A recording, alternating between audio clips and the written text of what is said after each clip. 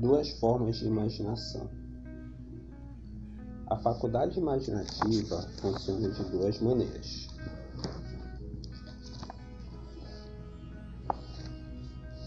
Uma é conhecida como imaginação sintética e a outra como imaginação criativa. Imaginação sintética. Por meio dessa faculdade, pode-se dispor em novas combinações de antigos conceitos, ideias ou planos. Essa faculdade não cria, apenas trabalha sobre material acumulado pela experiência, educação e observação. É a faculdade mais usada pelo inventor, com exceção do gênio, que quando não pode resolver seu problema por meio da imaginação sintética, recorre à imaginação criativa. Imaginação criativa. Pela faculdade da imaginação criativa, a mente finita do ser humano estabelece comunicação direta com a inteligência infinita. É a faculdade pela qual são recebidos os pressentimentos e as inspirações.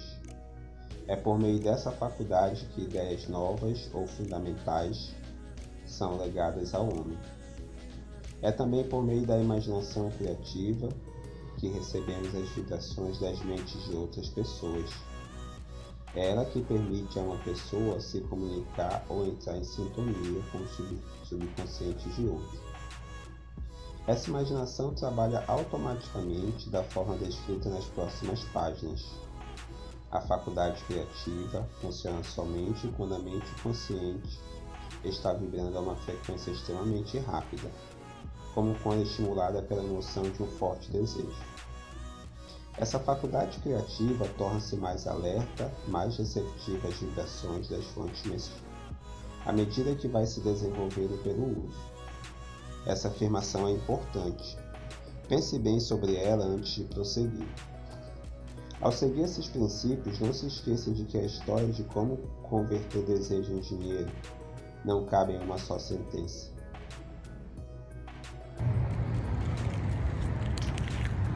A história só estará completa quando todos os princípios forem dominados, assimilados e postos em prática. Os grandes líderes de comércio, indústria e finanças, bem como os grandes artistas, músicos, poetas e escritores, devem seu sucesso à utilização da imaginação criativa. Ambas as faculdades da imaginação, a sintética e a criativa, tornam-se mais aguçadas com o exercício. Exatamente como qualquer músculo ou órgão do corpo também se desenvolve pelo uso. O desejo é apenas um pensamento, um impulso. É impreciso e efêmero, abstrato e sem valor, até transformar-se em sua contrapartida física. Embora a imaginação sintética seja mais solicitada durante a transformação do impulso do desejo em dinheiro, saiba que podem surgir circunstâncias e situações que exijam também o emprego da imaginação criativa. A sua faculdade imaginativa pode estar enfraquecida por falta de uso. Basta usá-la e logo terá recuperado a agilidade. A imaginação nunca morre, ainda que fique inativa por muito tempo. Por enquanto, concentre a atenção no desenvolvimento da sua imaginação sintética, pois ela será mais solicitada durante o processo de conversão de desejo em dinheiro. A transformação do impulso intangível do desejo na realidade tangível do dinheiro requer um planejamento que deve ser elaborado com a ajuda da imaginação, principalmente em seu aspecto sintético.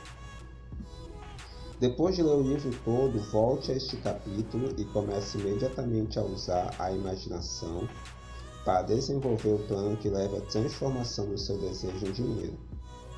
Em quase todos os capítulos há instruções detalhadas para a elaboração de planos.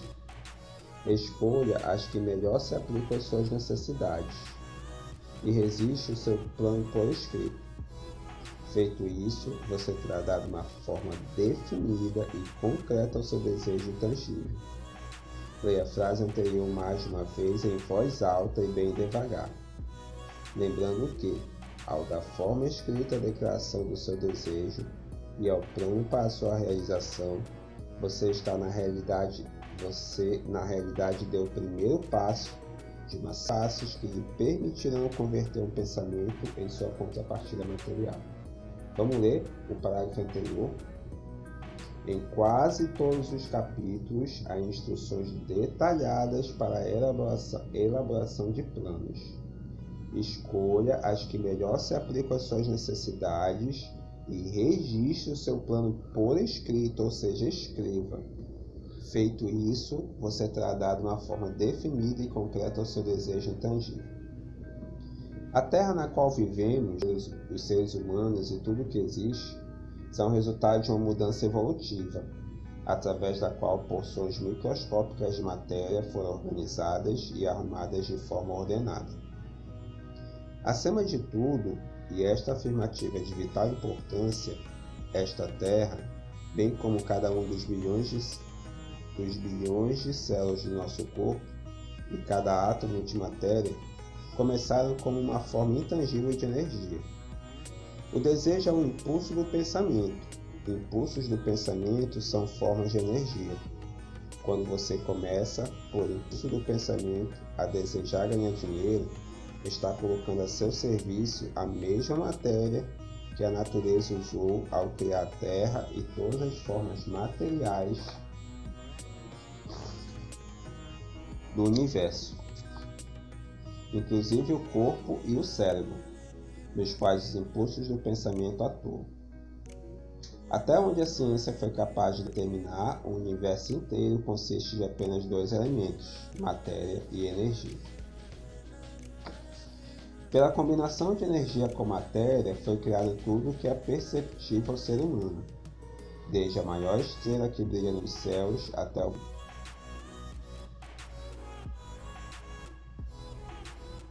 Neste momento, o seu propósito é utilizar com proveito o método adotado pela natureza. Você tenta sincera e seriamente, espero, adaptar-se às leis da natureza, esforçando-se para converter desejo em seu equivalente material ou financeiro. Você pode, outros já conseguiram. É possível construir uma fortuna com base em leis imutáveis. Antes, porém, é preciso familiarizar-se com essas leis e aprender a usá-las. Com a repetição, por todos os ângulos possíveis, do teor dessas leis e da descrição de seus princípios, o autor espera revelar o segredo por meio do qual as grandes fortunas foram conquistadas. Por mais estranho e paradoxal que isso possa parecer, o segredo não é um segredo. A própria natureza o anuncia na Terra, nas estrelas, nos planetas que vemos, nos elementos acima e em torno de nós, em cada folha de grama e em cada forma de vida conhecida. A natureza anuncia esse segredo por meio da biologia, quando transforma uma célula tão minúscula que pode perder-se na ponta de um alfinete no ser humano, que nesse instante lê estas palavras.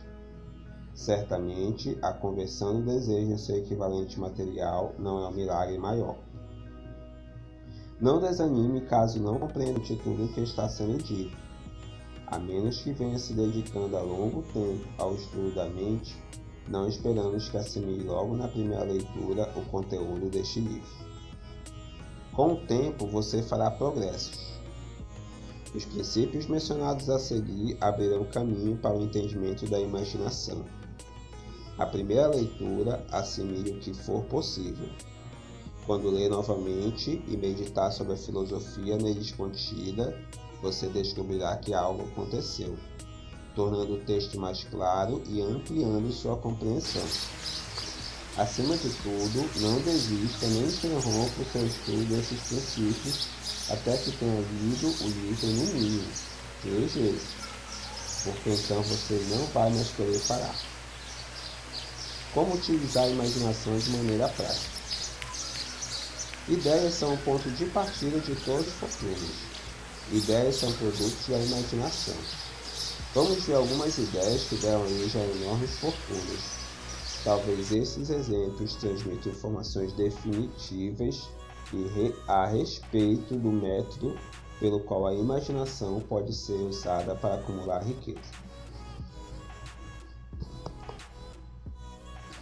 O tacho encantado. Há 50 anos, o velho médico que atendia na área rural subiu em sua carroça ao centro da cidadezinha mais próxima. Lá chegando, amarrou o cavalo e entrou silenciosamente na farmácia pela porta dos fundos. Por algum tempo, ele e o jovem farmacêutico trataram de negócios.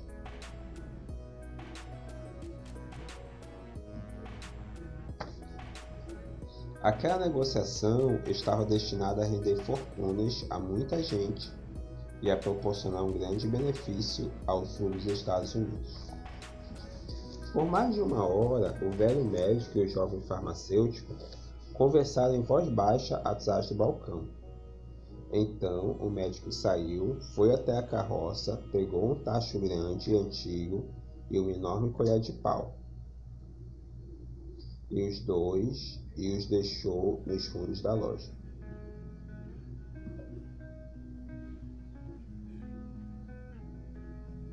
O farmacêutico examinou a vasilha e em seguida enfiou a mão no bolso interno do paletó, tirando um maço de notas que entregou ao médico.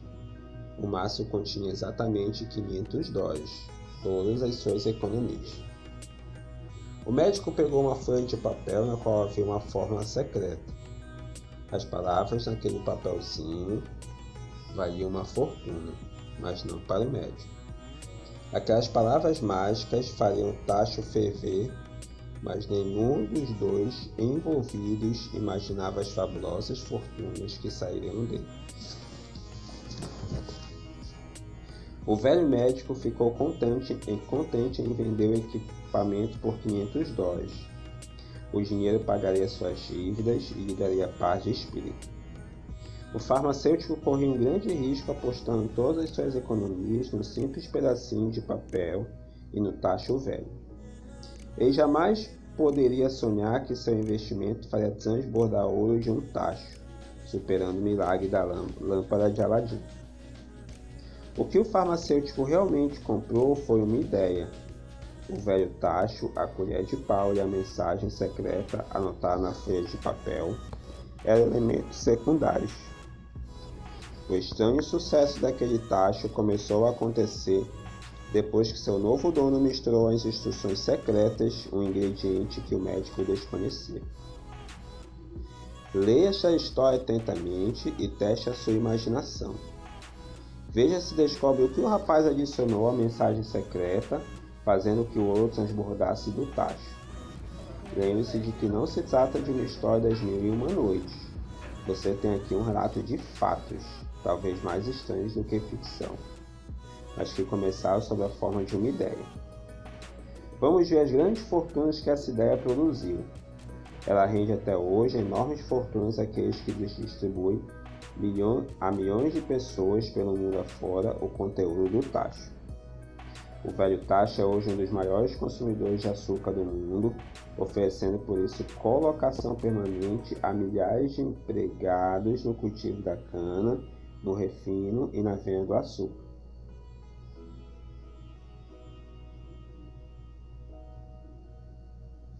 O velho tacho emprega um exército de funcionários de escritórios e de agências de publicidade e trouxe fama e fortuna a um sem número de artistas que criaram peças magníficas para produzir o produto. O velho tacho converteu uma pequena cidade na capital dos negócios do sul dos Estados Unidos, beneficiando direta ou indiretamente todos os empreendimentos e todos os moradores. A ideia beneficia todos os países civilizados do mundo, derramando um contínuo fluxo de ouro sobre todos os que entram em contato com ela. O ouro do velho tacho construiu e mantém um dos mais concebidos colégios do sul dos Estados Unidos, onde milhares de jovens recebem treinamento essencial para o sucesso. O velho tacho tem histórias maravilhosas para contar. Durante a depressão econômica, quando fábricas, bancos e casas comerciais fechavam aos milhares, o dono do tacho encantado resistiu, garantindo emprego a um exército de pessoas em todo o mundo e distribuindo porções extras de ouro àqueles que havia muito tempo acreditado na ideia. Se o produto daquele velho tacho de cobre pudesse falar, contaria emocionantes histórias em todas as línguas. Histórias de amor, de negócios, de profissionais diariamente estimulados por ele. O autor está seguro de pelo menos uma dessas histórias, porque fez parte dela, e tudo começou não muito longe do exato ponto em que o farmacêutico comprara o velho tacho. Foi lá que o autor conheceu sua mulher e foi ela que lhe contou a história do tacho encantado. Era o produto daquele tacho que bebiam quando ele pediu a ela que o aceitasse, para os bons e os maus momentos. Agora ficou claro que o conteúdo do tacho encantado é uma bebida mundialmente conhecida. Assim, é justo que o autor confesse ter encontrado naquela cidade não apenas mas a própria bebida que lhe proporcionou sem interferência o estímulo ao pensamento, favorecendo o repouso da mente, tão necessário para que o escritor faça melhor seu trabalho.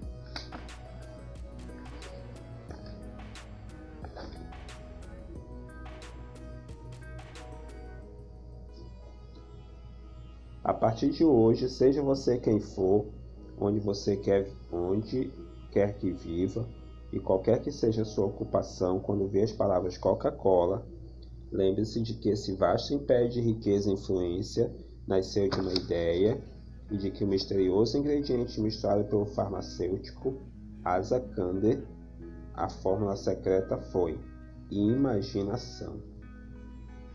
Pare e pense nisso por um momento.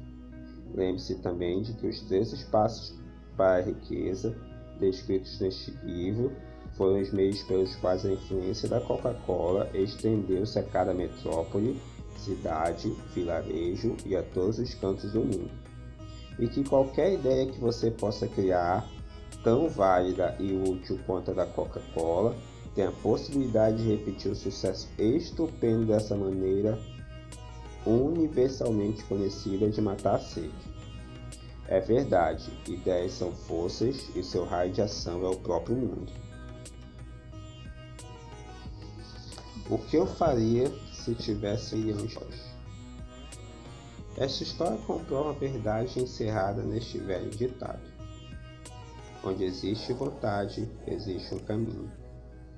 Ela me foi contada pelo conceituado educador e religioso, o falecido Frank Gonsalves, que começou sua carreira de pregador na área rural ao sul de Chicago.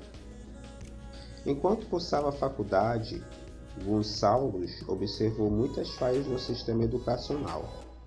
Falhas essas que acreditava poder corrigir se ocupasse algum cargo de direção.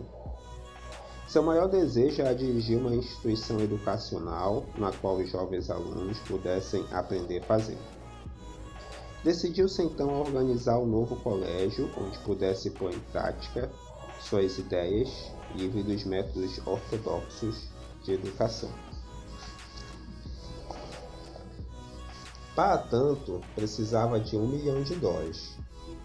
O que ele faria para conseguir uma quantia tão vultosa? Essa pergunta absorvia a maior parte dos pensamentos do jovem e ousado religioso. Mas não parecia haver qualquer progresso. Toda noite, Gonçalo se deitava na cama com esse pensamento e levantava-se com ele toda manhã. Pensava no assunto em todos os lugares, revirava-o em sua cabeça. Uma verdadeira ideia fixa. $1 milhão é um bocado de dinheiro, ele admitiu o fato. Mas também reconhecia como verdade que a única limitação seria aquela imposta por sua mente. Sendo filósofo e pregador, Gonçalves concluiu, como fazem todos os bem-sucedidos na vida, que a determinação de propósito é o ponto no qual devemos partir. Ele sabia também que a determinação de propósito assume vida e poder quando apoiada por um desejo ardente de transformar o objetivo em seu equivalente material. Apesar de estar consciente de todas essas grandes verdades, ele ainda não sabia $1 milhão. O procedimento natural seria desistir dizendo: minha ideia é boa, mas não há nada a fazer, porque nunca terei $1 milhão. A maioria das pessoas teria feito isso, mas não Gonçalo. O que disse e fez foi de tal importância que reproduzo aqui suas palavras. Numa tarde de sábado, estava em meu quarto, pensando nos meios de levantar o dinheiro para possuir com os meus planos, para prosseguir. Por quase 2 anos eu vinha pensando, mas nada tinha feito além de pensar. Era tempo de agir. Naquele momento, decidi que conseguiria em uma semana o sonhado $1.000.000. Como? Não estar preocupado com isso. O mais importante era a decisão de obter o dinheiro dentro de um prazo específico. E naquele momento, fui tomado por uma estranha sensação de segurança, algo que eu nunca havia experimentado. Dentro de mim, alguma coisa parecia dizer: por que não tomou essa decisão mais tempo? O dinheiro estava esperando por você. As coisas começaram a acontecer rapidamente. Liguei para os jornais e anunciei que faria um sermão na manhã seguinte sobre o tema: o que eu faria se tivesse $1.000.000? Comecei imediatamente a trabalhar no sermão, mas devo dizer francamente que a tarefa não foi difícil, porque havia quase 2 anos vinha preparando o que dizer. O espírito por trás do sermão era parte de mim. Bem antes da meia-noite, tinha terminado de escrever, eu fui dormir com um sentimento de confiança, pois já podia ver-me possuidor do $1.000.000. Na manhã seguinte, levantei cedo e ainda no banheiro li o sermão e me ajoelhei em oração, pedindo que minhas palavras chamassem a atenção de alguém com condições de oferecer o dinheiro de que eu precisava. Enquanto rezava, tive novamente aquela certeza de que o dinheiro estava a caminho. Na ansiedade em que me encontrava, porém, saí sem levar o sermão e só percebi o esquecimento no púlpito, quando já me preparava para começar a falar. Era tarde demais para voltar e buscar minhas orações, e foi uma bênção que acontecesse assim. Meu subconsciente forneceu o material de que eu necessitava. Quando me levantei para começar o sermão, fechei os olhos e falei dos meus sonhos, com todo o coração e toda a alma. Eu não me dirigi apenas aos fiéis, imaginei estar falando também com Deus. E disse o que faria com $1.000.000 se essa quantia me viesse às mãos. Descrevi o plano que tinha em mente, uma grande instituição educacional onde os jovens aprenderiam na prática e ao mesmo tempo desenvolveriam mente. Quando terminei e sentei-me, um homem se levantou do banco que ocupava na penúltima fila e encaminhou-se para o púlpito. Eu me perguntei o que ele iria fazer. Ao chegar junto ao púlpito, estendeu minha mão e disse: Reverendo, gostei do seu sermão. Acredito que o Senhor poderia fazer tudo o que disse que faria se tivesse $1.000.000. Para provar que creio no Senhor e no seu sermão, se vier ao meu escritório amanhã pela manhã, eu lhe darei $1.000.000. Meu nome é Philips D'Amour. O jovem Gonçalo foi ao escritório do Sr. Armour, que lhe passou às mãos $1.000.000. Com esse dinheiro, ele fundou o Armour Institute of Technology. Era uma quantia que a maioria dos religiosos passa a vida inteira sem jamais ver. No entanto, o impulso do pensamento por trás do dinheiro foi criado em uma fração de minuto na mente do jovem pregador. O $1.000.000 necessário surgiu como resultado de uma ideia. Por trás dela havia um desejo que o jovem Gonçalo vinha acalentando havia quase 2 anos.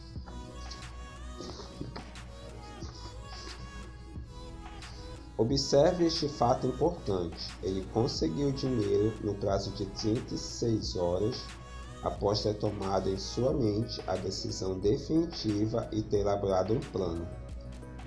Não havia nada de novo ou diferente no pensamento vago e na frágil esperança do jovem Gonçalo em conseguir $1.000.000. Outros antes dele, e muitos desde então, tiveram pensamentos parecidos, mas houve algo de muito especial e diferente naquele sábado memorável. Quando tomou a decisão, afastou a incerteza e disse determinado: eu terei esse dinheiro dentro de uma semana. Parece que Deus se coloca ao lado do homem que sabe exatamente o que quer, se ele está determinado a conseguir exatamente aquilo.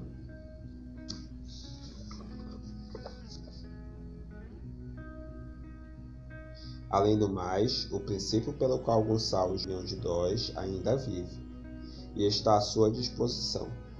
Esta lei universal é tão executável hoje quanto era quando o jovem pregador fez uso dela com bons resultados. Este livro descreve em detalhes os 13 passos dessa grande lei e sugere como usá-los. Observe que Asa Kander e o Dr. Frank Gonzalez tinham uma característica em comum. Ambos conheceram essa verdade surpreendente. As ideias podem ser transformadas em dinheiro pelo poder de um propósito de planos definidos. Se você é dos que acreditam que basta trabalhar arduamente e agir com honestidade para conseguir riquezas, você está errado. Não é verdade. Quando as riquezas chegam em grande quantidade, nunca são fruto do trabalho árduo. A riqueza vem em resposta a pedidos categóricos, baseados na aplicação de princípios definidos e não por acaso ou sorte. Falando de maneira geral, uma ideia é um impulso de pensamento que impele a ação, por meio de um apelo à imaginação. Todos os bons vendedores sabem que quando a mercadoria não vende, é possível vender ideias. Os vendedores comuns não conhecem esse fato e por isso são comuns. O editor que vendia livros a preços baixos fez uma descoberta que vale muito para quem é do ramo. Ele percebeu que muitas pessoas compram livros pelo título e não pelo conteúdo. Bastou mudar o nome de um livro que não estava indo muito bem e as vendas ultrapassaram 1 milhão de exemplares. O conceito do livro não foi alterado de forma alguma, ele apenas trocou a capa com um título que não vendia e colocou uma nova, com outro título de maior apelo popular. Por mais simples que isso possa parecer, foi imaginação. Não existe um preço padrão para ideias. Quem faz o preço é o criador da ideia e, se for esperto, consegue receber o que pediu.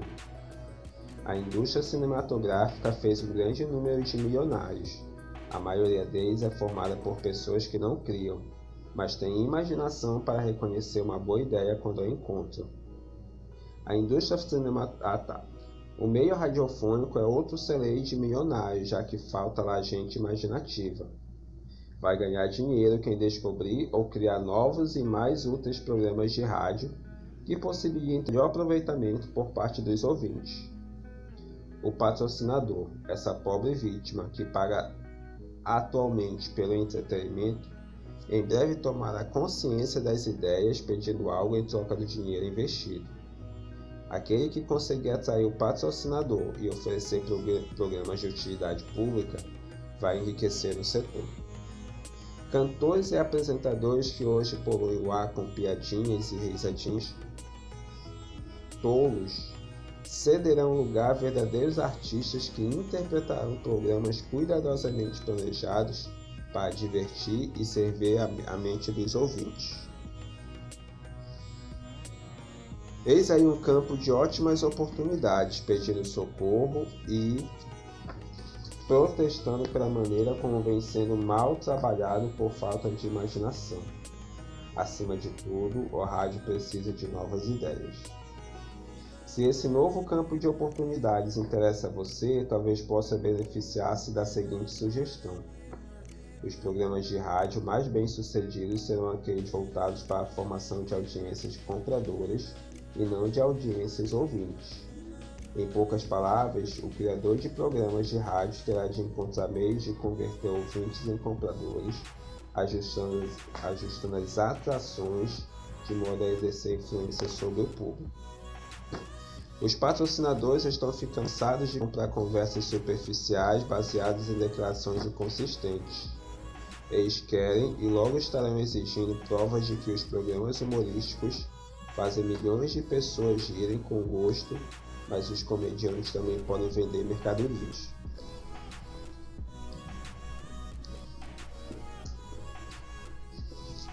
Outro aspecto deve ser compreendido pelos que pensam em entrar nesse campo de oportunidades. É que os anúncios veiculados pelo rádio devem ser produzidos por publicitários que dê às peças um tratamento completamente diferente daquele adequado à propaganda impressa. Os antigos locutores aprenderam a ver ideias. Com as novas técnicas de publicidade aplicadas ao meio radiofônico, o profissional precisa interpretar um texto escrito em termos de som. O autor precisou de 1 ano de trabalho e muitos milhares de dólares para aprender isso. O rádio, no momento, está mais ou menos onde está o cinema quando Mary Pickford e seus cachinhos apareceram na tela pela primeira vez. Há muito espaço no rádio para quem sabe produzir ou reconhecer ideias. Se esses comentários sobre as possibilidades do rádio não lhe despertar ideias, é melhor esquecer. A sua oportunidade reside em outro campo. Se os comentários mexeram com você, ainda que de leve, então vá em frente, pois poderá achar a ideia de que precisa para desenvolver uma carreira. Se você não tem experiência em rádio, não desanime. Andrew Carnegie sabia muito pouco sobre siderurgia. Ele mesmo me disse isso, mas empregou 2 dos princípios descritos neste livro, e o negócio do aço rendeu-lhe uma fortuna. A história de praticamente todas as grandes fortunas começa no dia em que o criador e o vendedor de ideias se juntam e trabalham em harmonia. Carnegie se cercou de gente capaz de tudo o que ele não podia fazer, indivíduos que criaram ideias e as colocaram em prática, gerando uma riqueza fabulosa para Carnegie e para eles mesmos. Milhões de pessoas atravessam a vida esperando por oportunidades favoráveis. Talvez um golpe de sorte possa fazer surgir uma oportunidade, mas o mais seguro é não depender do acaso. Foi uma chance favorável que me deu a maior oportunidade da minha vida. Entretanto, tive de dedicar a essa oportunidade 25 anos de esforços detonados antes que se tornasse uma vantagem. A oportunidade consistiu na minha boa sorte em encontrar e receber a cooperação de Andrew Carnegie. Naquela ocasião, Carnegie plantou em minha mente a ideia de organizar os princípios de realização em uma filosofia do sucesso. Milhares de pessoas aproveitaram as descobertas feitas em 25 anos de pesquisas e inúmeras fortunas foram acumuladas pela aplicação daquela filosofia. O começo foi simples, tratava-se de uma ideia que qualquer um poderia ter desenvolvido. A oportunidade favorável chegou por meio de Carnegie. Mas o que dizer da determinação, da definição de propósito, do desejo de alcançar o objetivo e do esforço contínuo durante 25 anos? Não foi um desejo comum que sobreviveu ao desapontamento, ao desencorajamento, à derrota temporária, à crítica e ao receio de estar perdendo tempo. Foi um desejo ardente, uma ideia fixa. Quando Carnegie implantou a ideia na minha mente, ele a induziu, alimentou e cuidou, para que permanecesse viva. Gradualmente ela se tornou um gigante poderoso a me induzir, alimentar e guiar. Ideias são assim: primeiro você lhes dá vida, ação e rumo. Depois elas tomam poder e afastam toda a oposição. Ideias são forças intangíveis, mas têm mais poder que o cérebro físico que as fez nascer. Elas continuam a exigir mesmo depois do desaparecimento do cérebro que as criou. Veja o exemplo da cristandade. Tudo começou com uma simples ideia nascida do cérebro de Cristo. Sua doutrina mestra era: faça ao próximo o que deseja que lhe faça. Cristo voltou ao lugar de onde veio, mas sua ideia permanece. Algum dia ela poderá crescer, adquirir vida própria e então terá o mais profundo desejo de Cristo. A ideia vem se desenvolvendo há quase 2000 anos. Vamos dar-lhe tempo. E aqui, pessoal, tem alguns pensamentos importantes do Dr. Napoleon Hill. O sucesso não exige explicações. O fracasso não aceita desculpas. A riqueza vem em resposta a pedidos categóricos e não por acaso ou sorte.